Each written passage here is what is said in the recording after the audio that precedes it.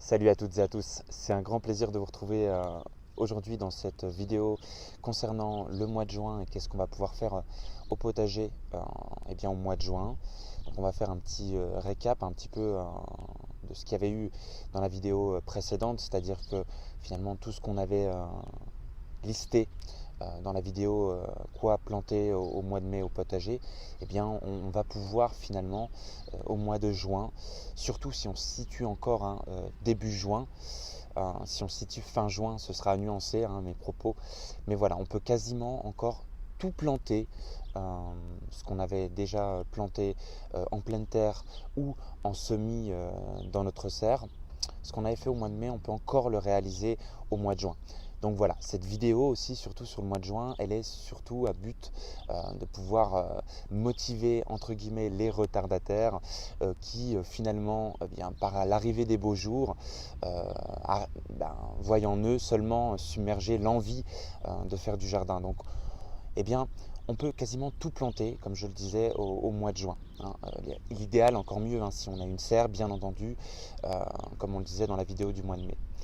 Par contre, là où je vais mettre un bémol, c'est selon où on se situe, surtout au niveau des régions. Si on est plus dans le nord que dans le sud, il va falloir faire attention à tout ce qui va être tomates, aubergines, poivrons, des melons, euh, tout ce qui va finalement demander beaucoup de soleil.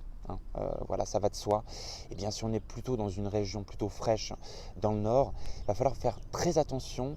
On peut encore le faire, mais vraiment si on est tout début juin, là ça va pouvoir le faire. Donc idéalement, ce serait bien d'avoir une serre. Aussi petite soit-elle, il y en a des vraiment pas chères, on peut trouver à 50 euros. Si on vient seulement de tomber sur par exemple cette vidéo au mois de juin et qu'on veut s'y mettre, juste une petite serre à 50 euros, ça se trouve. On peut même trouver ça sur internet livré en quelques jours. Il n'y a pas de souci et on peut se mettre à faire des tomates. Il n'y a pas de souci. Par contre, le petit bémol, c'est qu'il va falloir les faire tout au début du mois de juin et être très minutieux avec ces tomates parce que voilà, les fruits du soleil, enfin ce qu'on appelle les fruits du soleil, c'est les fruits qui aiment énormément avoir du soleil, de la chaleur, qui aiment l'eau, comme tous les fruits et légumes, mais qui n'aiment pas de l'eau en abondance quand elle reste trop longtemps, n'aiment pas être immergés, aiment beaucoup, pas la sécheresse, pas la pleine sécheresse, mais aiment quand même la grosse chaleur. Et donc pour tous ces fruits-là, je vais vous conseiller d'être plus minimaliste, plus minutieux que jamais. Donc par exemple, avec l'arrosage, on va vraiment veiller, et ce que je vais dire là va pouvoir être correspondre à tous les fruits et légumes qu'on plantera dans notre jardin, mais va vraiment falloir veiller à ne pas arroser je dirais, entre 10h et 18h, quoi, minimum. Parce qu'en fait, il ne faudra pas du tout arroser en plein soleil. Il faudra faire vraiment attention à ça, parce que ça a tendance à assécher et à les gouttelettes en fait qui se déposent sur les feuilles par terre vont avoir tendance à faire de la réverbération avec le soleil. Et en fait, vous savez, les plantes, elles ont deux parties sur leurs feuilles. Ça, c'est important à savoir. Il y a la partie qui est au soleil, qui est face aux rayons. Et donc, cette partie, elle est tout à fait conçue pour justement, je dirais quand même, supporter, entre guillemets, le soleil et la pluie, les intempéries, quoi. Mais alors la partie du dessous, c'est plus la partie qui permet d'assimiler, de recevoir. C'est une partie qui est vachement ouverte, un peu à l'instar de la peau entre le milieu intérieur et le milieu extérieur, ce qu'on appelle la muqueuse. Eh bien voilà, ça va se retrouver un petit peu en dessous de la feuille et il faut faire attention. Par exemple, quand on arrose, il faut faire attention de ne pas arroser un peu comme un sac, je dirais, pardonnez-moi l'expression, mais voilà, il faut faire attention de ne pas mettre trop d'eau en dessous de la feuille. Et comme je le disais, pour rebondir par rapport au soleil, si on arrose de 10h à 18h quand il y a trop de soleil, au mois de juin, c'est les grosses chaleurs qui arrivent, ça va avoir tendance à faire de la réverbération et ça va donc venir sous les feuilles de nos plants et donc ça risque de les fragiliser.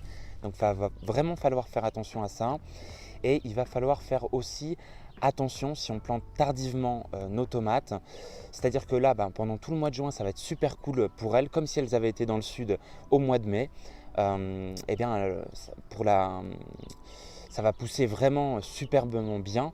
Mais c'est plutôt quand on va arriver vers le mois de septembre où là, quand on est vraiment dans les régions du nord, le soleil va commencer à redescendre, les chaleurs vont commencer à redescendre, il va y avoir peut-être plus de pluie, il va faire plus frais. Donc là, il va falloir faire attention à avoir au préalable mis ces tomates. Alors si elles sont en pleine terre dans le jardin, eh bien avoir veillé par exemple à avoir mis pas mal de cailloux autour ou de les avoir plantées vraiment au sud, carrément proche de la maison si possible aussi, pour que on ait gardé, emmagasiné surtout pendant tout le long de l'été le maximum de chaleur grâce à ces pierres, grâce aux murs, et pour que la chaleur en fait puisse continuer malgré qu'au mois de septembre et à l'arrivée du mois d'octobre, les chaleurs commencent à diminuer.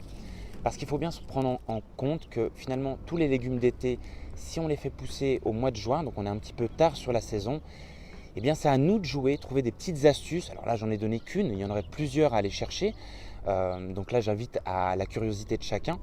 Mais voilà, de mettre en place des petites astuces parce qu'il faut bien prendre en considération que quand nos plants vont arriver à maturité, eh bien on sera peut-être arrivé dans la saison qui commence à se rafraîchir. Et c'est là où il faut faire vraiment très attention. Pareil, un autre exemple, ça va être un peu sur les intempéries, encore une fois au niveau du froid, mais là, à viser plus au niveau de la pluie. Et comme je le disais, les légumes d'été, quand il y a trop de pluie, donc par exemple quand on est encore une fois dans la région du nord, on peut être plus sujet en fait à la pluie. Et donc à ce moment-là, ça pourrait être intéressant si on plante tardivement au mois de juin les tomates, les poivrons, par exemple même des piments, etc., des melons. Eh bien, si on n'a pas de serre, au pire, parce que dans la serre, ça va aller, on va maximiser la chaleur. Puis il y a plein de petites astuces à mettre dans la serre pour maximiser justement la chaleur et puis faire pérenniser, durer dans le temps comme ça un peu nos fruits et légumes d'été.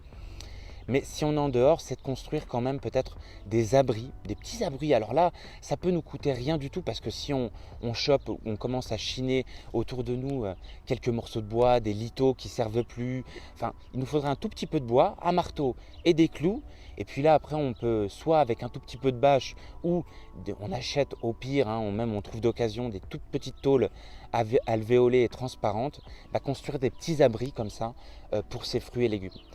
Donc voilà, c'était un petit peu le message du mois de juin parce que en vérité, au mois de juin, à part peut-être pour ceux qui sont bien en avance, qui avaient eu une serre et qui ont commencé vraiment leur jardin au mois de mars, à la fin du mois de mars, qui avaient fait en sorte en tout cas de ne pas être sujet aux éventuelles glaces et chutes de température du mois de mai, eh bien on va pouvoir éventuellement, c'est clair, récolter pas mal de choses. Mais là, c'était plutôt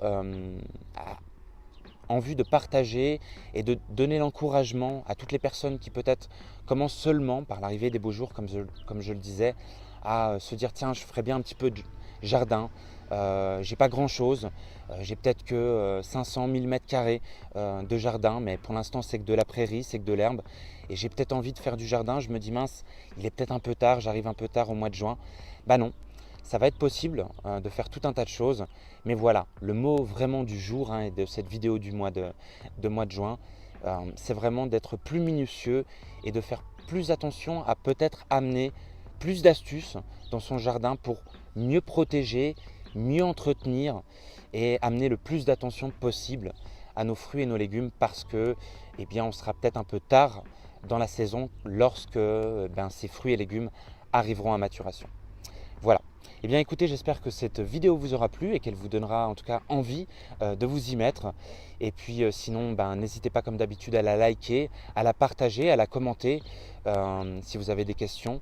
Voilà, encore une fois, ce n'est pas pour glorifier notre ego, mais c'est l'algorithme des réseaux sociaux qui fonctionne comme ça. Plus il y a de likes, plus il y a de partage, et meilleure sera la visibilité. Voilà, je vous dis à très bientôt pour de prochaines vidéos.